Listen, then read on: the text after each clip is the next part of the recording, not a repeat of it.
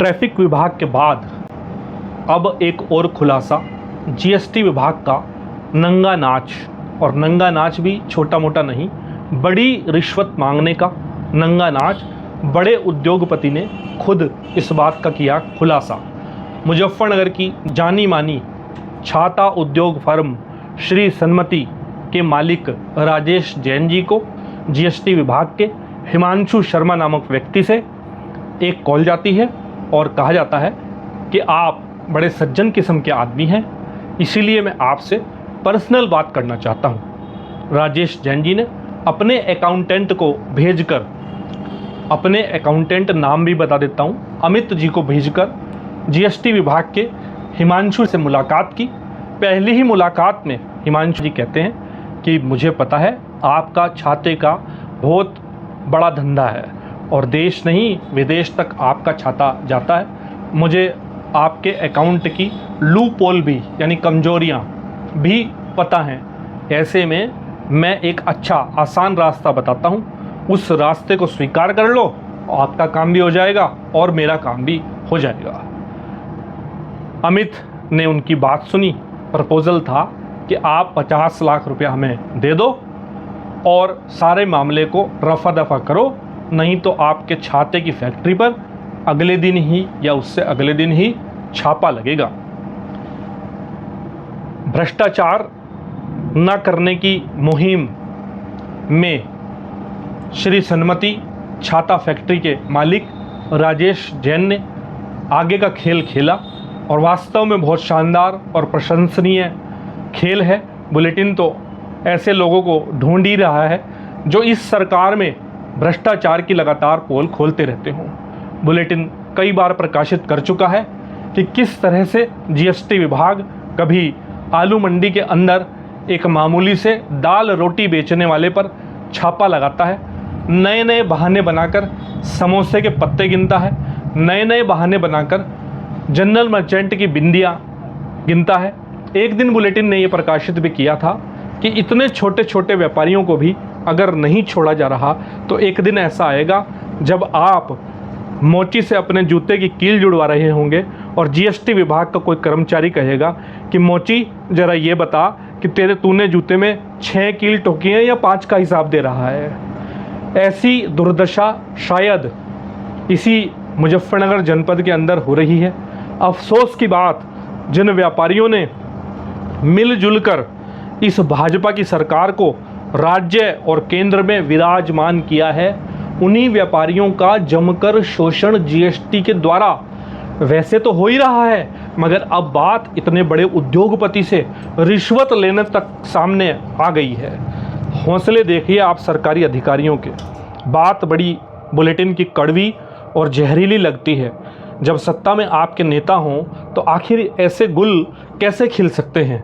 स्वयं भाजपा का समर्थक, स्वयं भाजपा को वोट देने वाले व्यक्ति के फैक्ट्री मालिक को, फैक्ट्री के अकाउंटेंट को 50 लाख रुपए के लिए कहने की हिम्मत जुटाना, वास्तव में ये सरकार का बड़ा फेलियर है, बड़ा फेलियर है। मैं दोबारा रिपीट कर रहा हूँ, इस सरकार में ही ऐसा सब कुछ देखा जा रहा है, जबकि नेता अपने, मंत्री अपने, संतरी अपने, मुख्यमंत्री अपने, प्रधानमंत्री अपने, तब जाकर ऐसे ऐसे खेल आए दिन। कल बुलेटिन ने दिखाया कि किस तरह से एक ट्रैफिक विभाग का कर्मचारी खुलेआम पैसे लेता है। आज से नहीं लेता, और सिर्फ वो एक व्यक्ति नहीं लेता, सैकड़ों व्यक्ति ट्रैफिक विभाग के चौराहों पर काम ही यही करते हैं। कौन ग्रामीण क्षेत्र से गरीब आएगा और उसकी ऐसी की तैसी, मैं खराब शब्द इस्तेमाल कर रहा हूँ, लेकिन मन से यही बात निकलती है कि गरीब की ऐसी की तैसी हेलमेट देखकर लगातार की जा रही थी। आज से वो क्रम थोड़ा कम हुआ है। हमारा एक ही अनुरोध है, आप सब चीज़ की चेकिंग कर सकते हैं, आपको सब चीज़ का अधिकार है, लेकिन ये जो गूं खाने का अधिकार है ये पता नहीं आपको किसने दिया है। गूं यानी रिश्वत। रिश्वत लीजिए और छोड़ दीजिए 500 के काम को 200 के काम में। इतने बड़े आप आदर्शवादी बनते फिरते हैं, कहाँ गए आपके आदर्श जो आपकी सरकार में इतना बड़ा भ्रष्टाचार रोज खुलकर सामने आ रहा है। कईयों के पास प्रमाण है कई लोग बेचारे मजबूर होकर यहाँ तक नहीं बताते कि मैं किस विभाग में कितने रुपए देकर अपना काम कराने के लिए आया हूँ, क्योंकि नेताओं से इस शहर की जनता तो कम से कम थक चुकी है।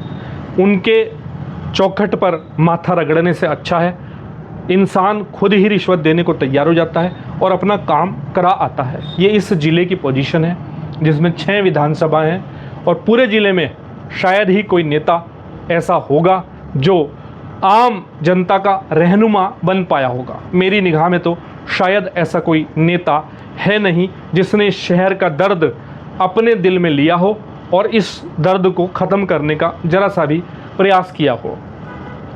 इस बीच में अपनी एक बात और दोबारा से रखूँगा। कई बार नेता आपको बरगलाते हैं कि बुलेटिन संपादक को चुनाव लड़ना होगा।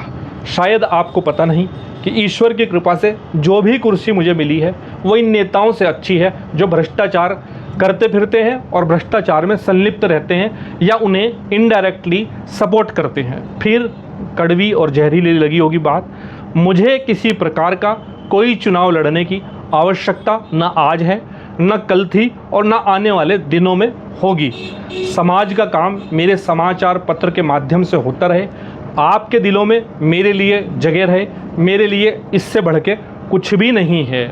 जिन्हें चुनाव लड़ना है वे खूब चुनाव लड़ें। ये बात मेरी यहीं समाप्त हुई। फिर आ जाएं भ्रष्टाचार पर। उसकी कहानी बतानी रह गई है कि किस तरह से अकाउंटेंट को अपने दफ्तर सिटी सेंटर में बुलाया जाता है। हिमांशु शर्मा की 50 लाख रुपए की डिमांड करने के बाद पहले एक पॉपुलर होटल में मिलने के लिए उन्हें बुलाते हैं, मगर एकदम जीएसटी विभाग का दिमाग काम करता है कि यार यहाँ तो कैमरे भी होंगे, तो वहाँ बात कैंसिल हो जाती है। बात रखी जाती है कि अब मारेंगे चाय सुट्टा, यानी चाय भी पी जाएगी और सुट्टा भी मारा जाएगा। और कहाँ मारा जाएगा? जानसठ रोड स्थित एक चाय के खोखे पर। वहीं ये सारी डील तय होती है। डील तय होने के बाद अमित शर्मा अकाउंटेंट तैयार हो जाते हैं कि जल्दी ही आपकी सेवा कराते हैं, मगर इस बीच अमित शर्मा और छाता फैक्ट्री के स्वामी राजेश जैन पूरे मामले का खुलासा अपनी टीम IIA के अध्यक्ष को बता देते हैं सारी बात। IIA की टीम इस जानकारी को GST के अधिकारियों, GST के कमिश्नर को देते हैं, तो GST के कमिश्नर उन्हें एक समन भेजते हैं कि आप इन बातों का साक्ष्य मेरे पास आकर के दो। आज उसी बात पर बात बिगड़ती है और सिटी सेंटर में IIA के सारे अधिकारी मिलकर वहां जाते हैं। सबसे पहले कमरे से बाहर करते हैं DC को, यानी डिप्टी कमिश्नर को, कि तुम कमरे से बाहर जाओ, तुमसे हमें कोई बात नहीं करनी, क्योंकि व्यापारियों का, उद्योगपतियों का गुस्सा चरम पर था। ऐसे में उनसे बड़े अधिकारी जॉइंट कमिश्नर से बात की जाती है और वे आश्वासन देते हैं कि जल्द ही इसकी रिपोर्टिंग लखनऊ आदि अपने वरिष्ठ अधिकारियों को की जाएंगी और फिर हिमांशु को हटा दिया जाएगा। इसी के साथ साथ मैं और बात भी बता दूं कि हिमांशु के साथ खाली हिमांशु नहीं आए थे, उनके साथ 2 लोग और थे, रंजीत डांगा और एक व्यक्ति ब्रो के नाम से, जो चर्चित व्यक्ति है। शायद ब्रो कहते ही आप समझ गए होंगे।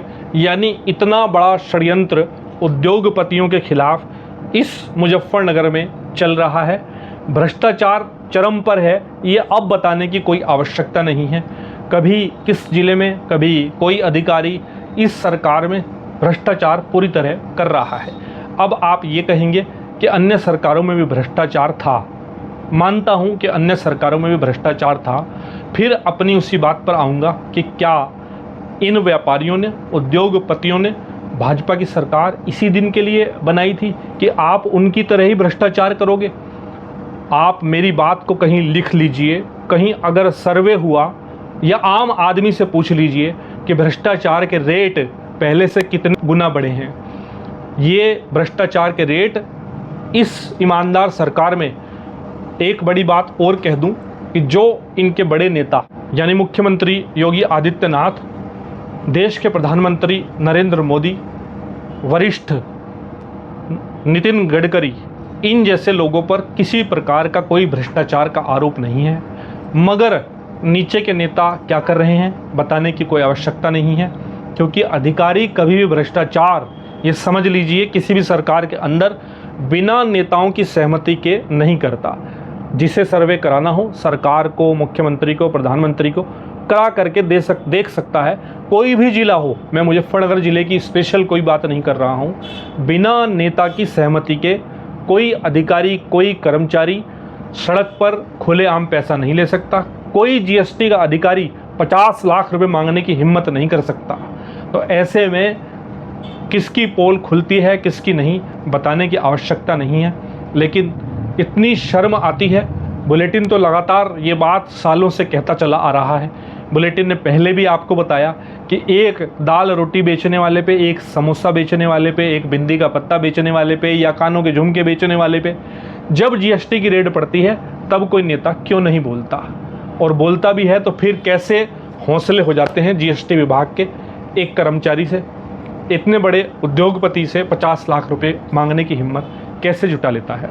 नमस्कार, जैसा कि बुलेटिन ने आपसे कल भी वादा किया था कि भ्रष्टाचार की इसी तरह की पोल लगातार खुलती रहेगी और खुलती रही है। बस थोड़ा थोड़ा इंतज़ार करते चले जाइए और भ्रष्टाचार की पोल का हर सीन देखते चले जाइए। अगले मेरे वीडियो के बाद खुद उनका साक्षात्कार सुनिए जो इस बात के पीड़ित हैं, जिनसे 50 लाख रुपए मांगे गए हैं, उनके अकाउंटेंट, उनके सहयोगियों से खुद अपनी जुबानी सुनिए कि किस तरह पूरा मामला सामने आया है। बस हमने नाम का खुलासा किया है, वो माइक पर नाम का खुलासा नहीं कर पा रहे, क्योंकि उद्योगपति, व्यापारी डरता है हर बात से कि कहीं मेरे साथ अगला कोई कांड ना हो जाए। मगर इन्हीं सब बातों के साथ मैं अपनी बात समाप्त करता हूँ और एक अनुरोध करता हूँ इन भाजपाइयों से कि जिस उम्मीद के साथ व्यापारियों ने और उद्योगपतियों ने मिलकर आपकी सरकार बनाई थी, उस पैमाने पर आप कतई खरे नहीं उतरे। कोशिश कीजिए, अभी 27, 29, 32 दूर हैं, कोई सुधार हो सके तो ज़रूर कीजिए। नमस्कार। मैं Amit Jain, chapter chairman IIA Muzaffarnagar. एक जीएसटी विभाग का, मुजफ्फरनगर का SIB का डिपार्टमेंट का कर्मचारी विभाग से हमारे उद्यमों की जो जानकारी, जो रिटर्न्स हम उपलब्ध कराते हैं विभाग को, उसको लेकर, उसके आधार पर हमारी गोपनीय जानकारियों को लेकर उद्यमियों को डरा रहा है कि आपके यहाँ रेड होने वाली है और आपके यहाँ रेड मैं रुकवा सकता हूँ। उसके लिए आकर मुझसे होटल में मिलो। होटल पर जाने पर वो अपने साथ कोई अपना अन्य साथी जो विभाग का कर्मचारी नहीं है उसको साथ लेकर आकर ये कहता है कि मुझे 50 लाख रुपए की रिश्वत दो, तब जाकर मैं ये रेड रुकवा सकता हूँ। नहीं, एक्चुअली IIA के पदाधिकारी थे ये लोग, और इन्होंने ये ज्ञापन दिया, अवगत कराया है कि हमारे डिपार्टमेंट का कोई अधिकारी, जिसको उन्होंने नाम भी बताया बाद में, वो मार्केट में जाकर के लोगों को धमका के एक्सटॉर्शन या कुछ ऊटपटांग, उल्टे सीधे पैसे देने के लिए इस तरह की हरकतें कर रहा है, जो मेरे पास रिटर्न में आ गया है। इस पर हम लोग त्वरित गति से कठिनतम कार्रवाई करवाने जा रहे हैं। ये राज्य कर अधिकारी पद होता है हमारे यहाँ, स्टेट टैक्स ऑफिसर, इसको पहले CTO कहते थे, उस पद पे तैनात है।